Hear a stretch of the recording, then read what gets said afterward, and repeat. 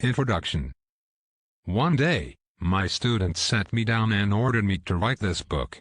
They wanted people to be able to use our work to make their lives better. It was something I'd wanted to do for a long time, but it became my #1 priority.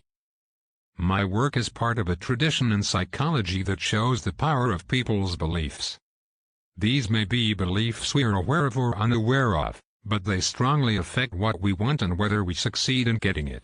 This tradition also shows how changing people's beliefs, even the simplest beliefs, can have profound effects. In this book, you'll learn how a simple belief about yourself, a belief we discovered in our research, guides a large part of your life. In fact, it permeates every part of your life. Much of what you think of as your personality actually grows out of this mindset. Much of what may be preventing you from fulfilling your potential grows out of it. No book has ever explained this mindset and shown people how to make use of it in their lives. You'll suddenly understand the greats, in the sciences and arts, in sports, and in business, and the would-have-beens. You'll understand your mate, your boss, your friends, your kids. You'll see how to unleash your potential, and your children's. It is my privilege to share my findings with you. Besides accounts of people from my research, I've filled each chapter with stories both ripped from the headlines and based on my own life and experience, so you can see the mindsets in action.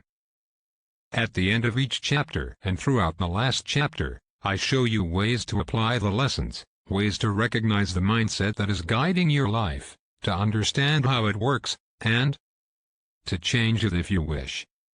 A little note about grammar. I know it and I love it, but I haven't always followed it in this book. I start sentences with ands and buts. I end sentences with prepositions. I use the plural they in contexts that require the singular he or she.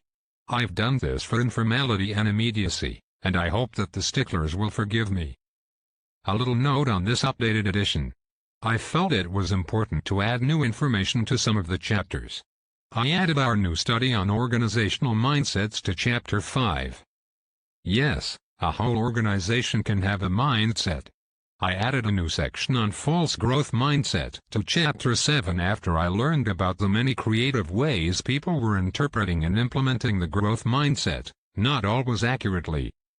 And I added the journey to a growth mindset to Chapter 8 because many people have asked for more information on how to take that journey. I hope these updates are helpful. I'd like to take this chance to thank all of the people who made my research in this book possible. My students have made my research career a complete joy. I hope they've learned as much from me as I've learned from them. I'd also like to thank the organizations that supported our research, the William T. Grant Foundation, the National Science Foundation, the Department of Education, the National Institute of Mental Health, the National Institute of Child Health and Human Development, the Spencer Foundation, and the Rakes Foundation.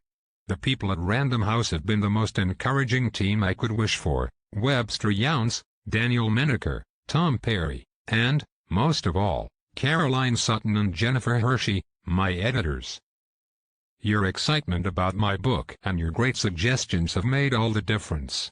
I thank my superb agent, Giles Anderson, as well as Heidi Grant for putting me in touch with him.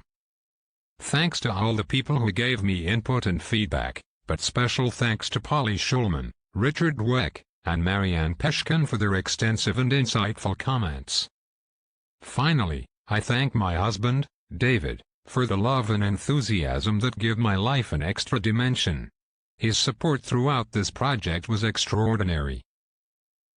My work has been about growth, and it has helped foster my own growth. It is my wish that it will do the same for you.